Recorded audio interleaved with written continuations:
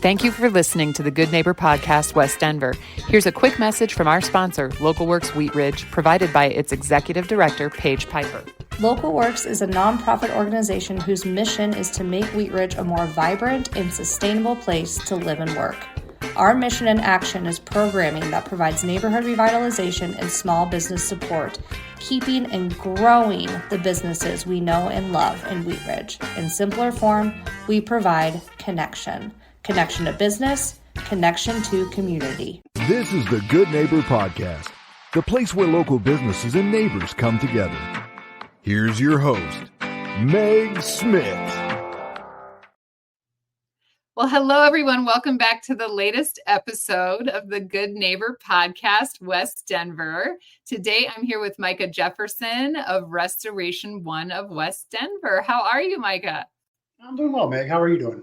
I'm good. Thank you so much for joining me today. Thank you. Thanks for having me. I really appreciate it.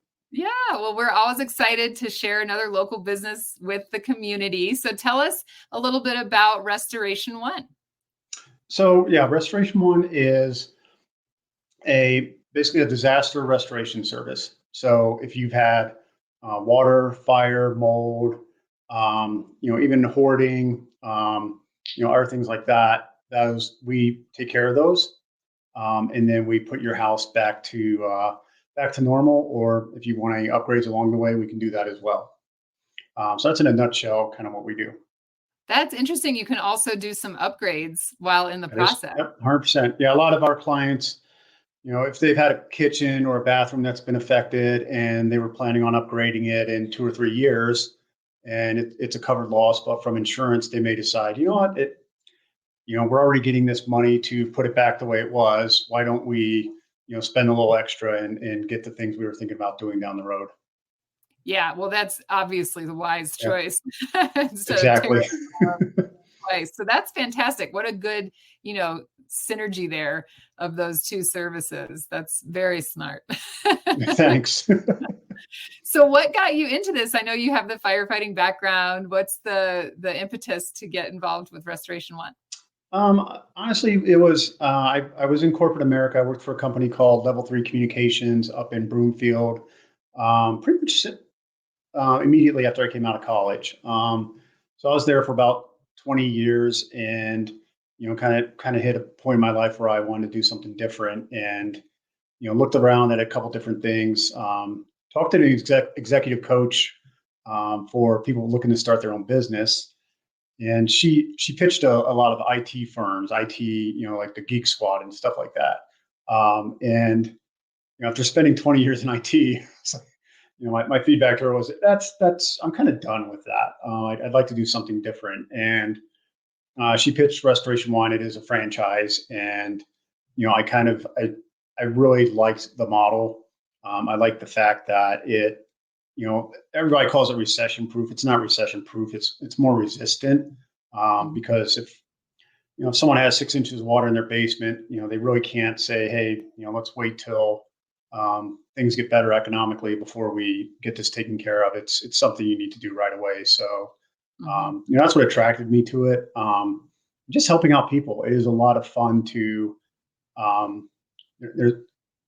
take someone in a pretty bad place and, assure them that we're going to take care of them and see the end result when everything's all done.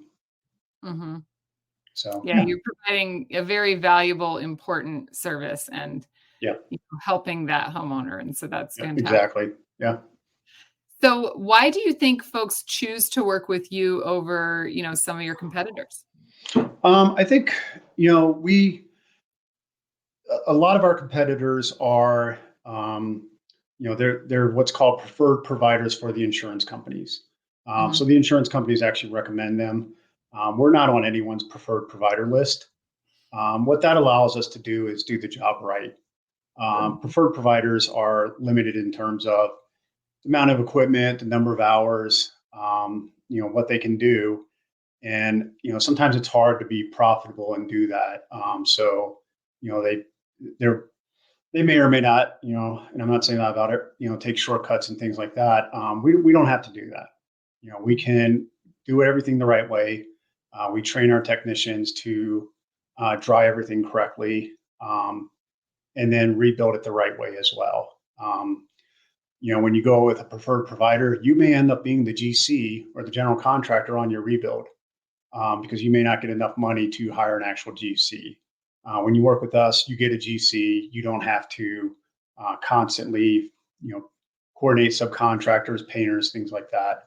I think that's, in a nutshell, the big reason to work with us. Look at our reviews online. We have 4.9 rating, close to 400 reviews. I think we do a good job. Yeah. When we help people. Yeah. Yeah. Well, and the independent factor there, where you're not beholden to a specific insurance company, is huge, because it does allow you to just do the right thing. And that's what we aim for. And that's where I think where we, I myself, I enjoy being able to do the right thing and be able to, put a client's house back the way it was and not have to take shortcuts. Yeah. So, yeah. And that general contracting inclusion is huge for anyone listening that hasn't done their remodel or what have you, because I've gone through the gutting of the house and would never have been able to do it without a general contractor. So you need it. It's, Denver, the labor market for all the different trades, drywall, painting, all of those it's a tough market to find good people, especially if you have a smaller project. And, we have those people. We have drywallers and painters we've worked with for 4 or 5 years. They'll do the small projects because they know we give them the big projects as well. We have in-house carpenters, in-house PMs, that manage the project and, make sure it's delivered all the way to the end. That's awesome. Yeah, that piece of it, just like the timeline aspect of a big project like that. Yeah. This has to happen before that happens, and then this next thing has to, that's just a total puzzle. It's tough. Yeah. So that's an excellent, inclusion there. So tell us about any hardships since you've opened the business that, ended up improving the business in the end. Hardships then. I think when we originally started, we did not do rebuilds. We tried everything out, did the demo, and the client was left to find their own company to work on the rebuild. So we decided to start a rebuild division back in 2019. That was a challenge. I don't think we were profitable on rebuild for about 1.5 years. It was, we almost abandoned it multiple times. We really had to really kind of look at ourselves and see, is this something we want to continue?